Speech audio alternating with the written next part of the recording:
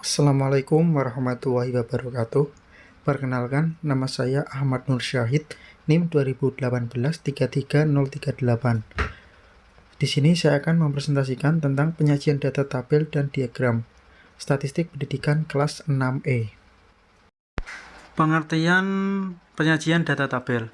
Data merupakan sejumlah informasi yang dapat memberikan gambaran tentang suatu keadaan atau masalah, baik yang berupa angka ataupun yang berbentuk kategori, seperti baik, buruk, tinggi, rendah, menurut Karya Dinata tahun 2012.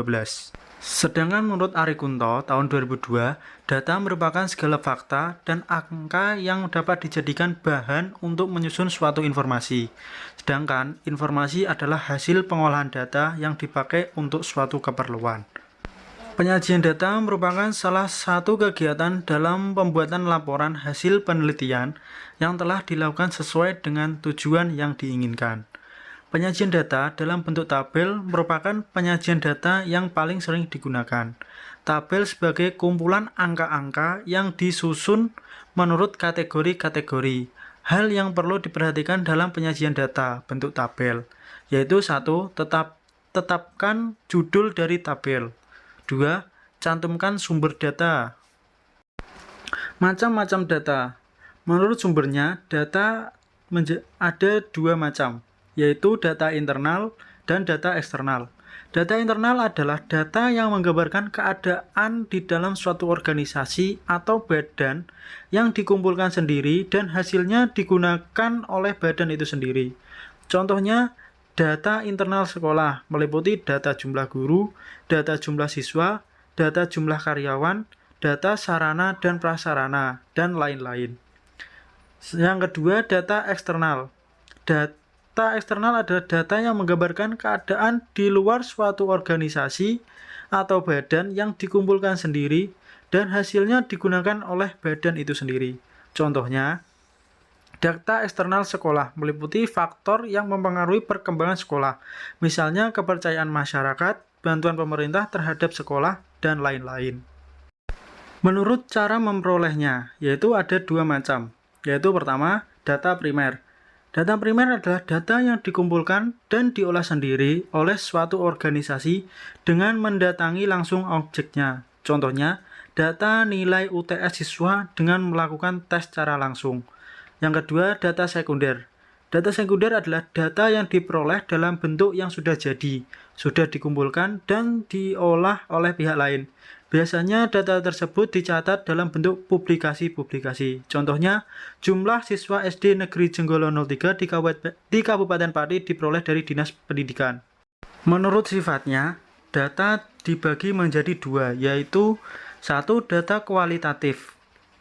Data kualitatif merupakan data yang dinyatakan dalam bentuk kategori, bukan angka. Contohnya tingkat pendidikan, SD, SMP, SMA, dan perguruan tinggi. Yang kedua, data kuantitatif. Data kuantitatif merupakan data yang dinyatakan dalam bentuk angka. Contohnya, nilai ulangan harian matematika 70, 75, dan 86.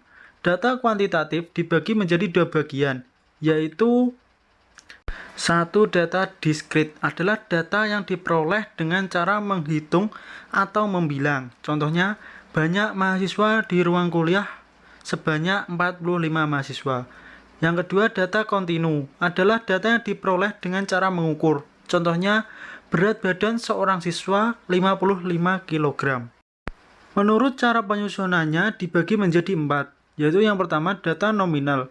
Data nominal adalah data yang memuat angka yang tidak mempunyai arti apa-apa, hanya merupakan simbol tanda dari objek yang dianalisis. Yang kedua, data ordinal. Data ordinal adalah data yang mempunyai data berjenjang, tetapi perbedaan angka yang satu dengan yang lain tidak konstan atau tidak mempunyai interval yang tetap. Yang ketiga adalah data interval. Data interval adalah data yang jarak antara satu dan lainnya sama dan telah ditetapkan sebelumnya. Data interval tidak memiliki nol atau titik maksimum yang sebenarnya dan tidak mutlak. Yang terakhir, data rasio. Data rasio adalah data yang mempunyai interval yang sama, juga mempunyai nilai nol yang mutlak. Selanjutnya adalah bagian-bagian tabel. Tulisan yang menunjukkan tabel 1.1 tingkat pendidikan penduduk Kelurahan Kampung 6 tahun 2008 itu dinamakan judul kolom. Sedangkan yang menunjukkan judul kolom adalah nomor, tingkat pendidikan, jumlah atau orang, dan presentasi. Itu merupakan judul kolom. Yang 1 belum sekolah, 2 SD, 3 SLTP, 4 SLTA, 5 perguruan tinggi, sampai dengan jumlah merupakan badan tabel. Sedangkan tulisan yang paling bawah yaitu sumber data monografi Kelurahan Kampung 6 tahun 2008 dinamakan kaki tabel. Selanjutnya adalah macam-macam tabel. Yang pertama adalah tabel satu arah atau juga disebut one way table. Tabel satu arah merupakan tabel yang memuat keterangan mengenai satu hal atau satu karakteristik saja. Contohnya membahas tentang kelas dan jumlah siswa. Sedangkan tabel dua arah atau juga two-way table merupakan tabel yang menunjukkan hubungan dua hal atau dua karakteristik yang berbeda. Contohnya membahas tentang kelas, siswa di SD tersebut, dan total. Yang selanjutnya adalah tabel tiga arah atau three-way table. Merupakan tabel yang menunjukkan hubungan tiga hal atau tiga karakteristik yang berbeda. Yang pertama kelas, yang kedua macam-macam siswa, laki-laki dan perempuan, dan total. Selanjutnya pengertian grafik atau diagram. Penyajian data dalam bentuk diagram harus mencakup keseluruhan informasi data yang disajikan dan memiliki judul, nomor, jumlah data, serta rasio angka di setiap kategori jelas.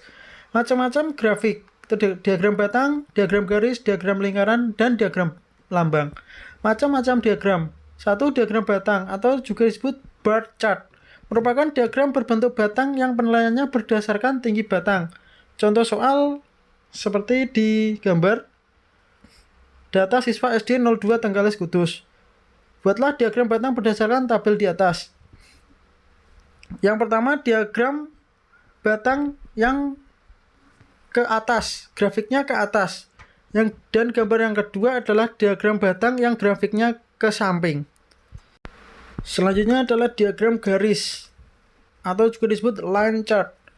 Merupakan diagram yang digambarkan dalam bentuk garis. Contoh soal ada digambar di layar. Buatlah diagram garis berdasarkan tabel di atas.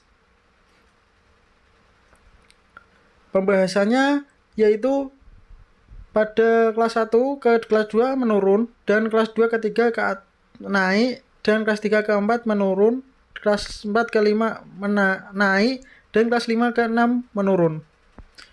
Gambar 1.3 merupakan diagram garis jumlah siswa SD 02 Tenggalis Kudus.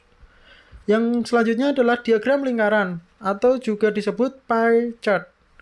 Merupakan diagram yang disajikan dalam bentuk lingkaran. Ini contoh soal.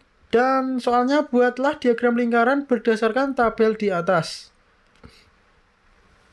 Pembahasannya adalah kelas 1 104 per 596 kali 360 sama dengan 62,8. Kelas 2 98 per 596 kali 360 sama dengan 59,1%.